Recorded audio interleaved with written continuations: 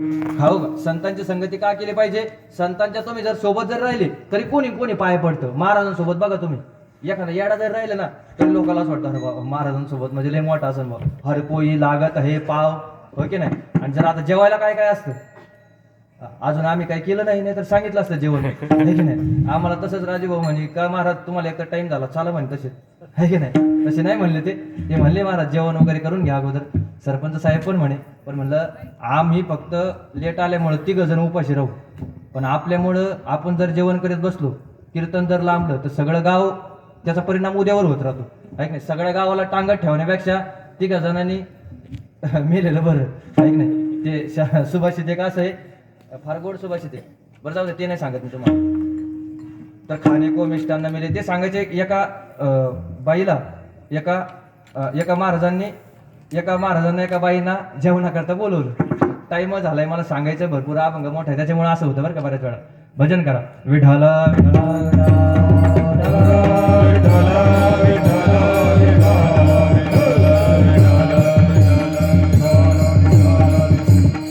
वेळ झालेला आहे आपला, फक्त मोजून 10 मिनिटं घेतो आणि 10 मिनिटात लगेच सेवा संपवतो.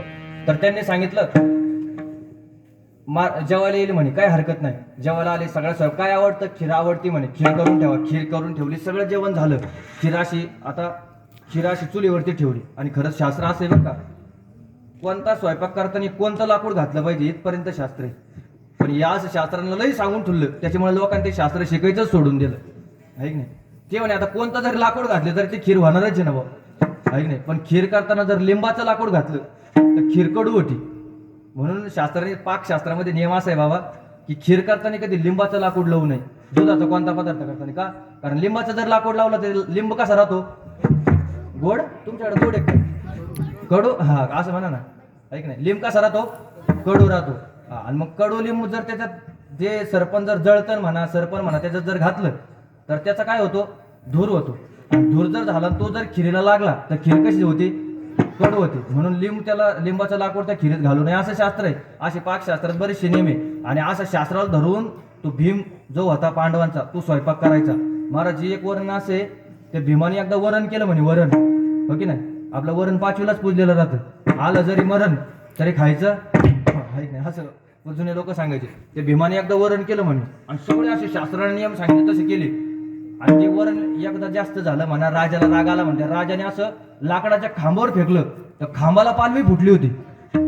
इतकी ताकद आहे त्या पाकशास्त्रामध्ये, खांबाला पालवी फुटली होती. असं तर त्या बाईने स्वयंपाक केला आणि खिराशी पातेल्यात उकळत होती. तेवढ्यात झालं असं, वरून एक घार चालली होती. घारीच्या तोंडात होता साप. काय होता? साप होता. त्या सापाची पडली गरड. कशात? म्हणजे तुम्हाला महाराज मारायचेच बो. कशात पडली? खिरीत, आहे की नाही? तुम्ही खिरच केलेली का? असले सांगा बरं का. त्या गरड पडली कशात? खिरीत. आणि आता त्या बाई होती स्वयंपाकाच्या नादात, तिला माहित नाही सापाची गरड याच्यात पडली म्हणून. कशात? खिरीमध्ये. सापाची गरड पडली त्या खिरीत. मग आता काय करायचं? पण तिला काही माहित नाही बिचारी. तिने मस्त अशी हलवून बिलून घेतली, महाराजांना वाढली, चांगली झाली. गावरण तूप दिसलं, वर थोडी काजू बिजू बदाम मानका आपले मखानी बिखानी वर असे तरंगलेले होते. महाराज ना भले वाट्यावर वाट्या भल्या हाणल्या. आणि मग लागली ना भुरळे यायला, आहे की नाही? हळूहळू लागली भुरळे यायला. मग महाराज, आणि बघता काय माझ्याकडे, महाराज वारले ना. महाराज वारल्यानंतर तिला म्हणे, तरी म्हणलं तिचा पहिल्यापासून त्या महाराजच्या पैशावर डोळा होता, तिनं बरोबर मारलं. सगळे लोक लागले ना करायला, महाराज मारले बघ गावाचे, महाराज मारले.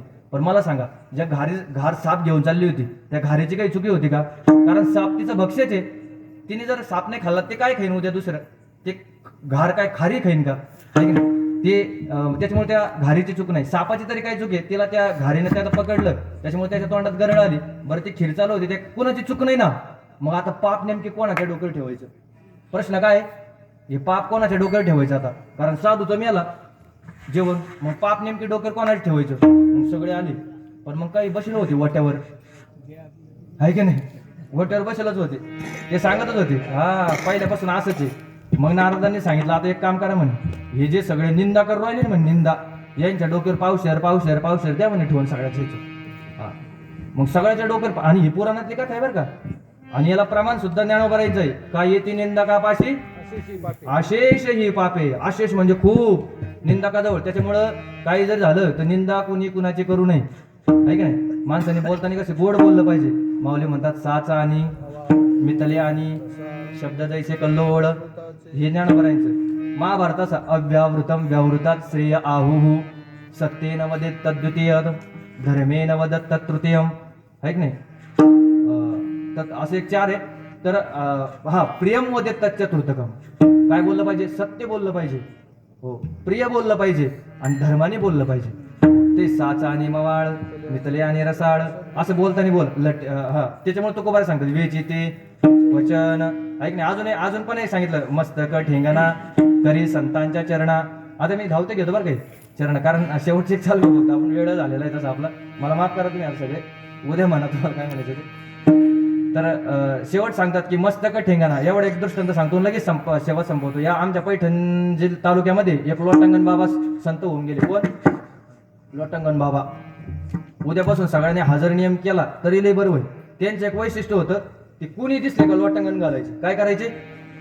लोटंगण. कुणी जर दिसले, लहान मुलगा दिसला दुकानात चालला का घातलं त्याला लोटंगण, कुत्र दिसलं तर घातलं त्याला लोटंगण. खरंच बरं का. आणि त्यांच्या नावाने आज पंढरपूरमध्ये, पैठणमध्ये, आळंदीमध्ये सगळीकडे आश्रम आहे लोटंगण स्वामी म्हणून. भक्तिविजय ग्रंथात पण मला असं वाटतं त्यांचं वर्णन आहे लोटंगण स्वामी. कुणाला जर दिसले ते काय करायचे? लोटंगण घालायचे. आणि शास्त्र असं आहे की एखादी जर क्रिया तुम्ही सलग 12 वर्ष जर केली तर तिच्यात तप निर्माण होत राहतं. कोणती गोष्ट? माझिया सत्यवादाचे किती वर्ष केलं? वाचा केली बहुत कल्प, ज्ञानोबरायचं प्रमाण. तर कोणती गोष्ट तुम्ही सलग 12 वर्ष केली का तिच्यात काहीतरी तप निर्माण होतं. आणि तसं त्यांना 12 वर्ष पूर्ण झाली. 12 वर्ष पूर्ण झाल्यानंतर त्यांच्या त्या क्रियेमध्ये सामर्थ्य आलं. आणि इतकं सामर्थ्य आलं की त्यांनी जर एखाद्याला लोटंगण घातलं का मेलेला माणूस जिवंत व्हायचा. काय व्हायचं? मेलेला माणूस जिवंत व्हायचा.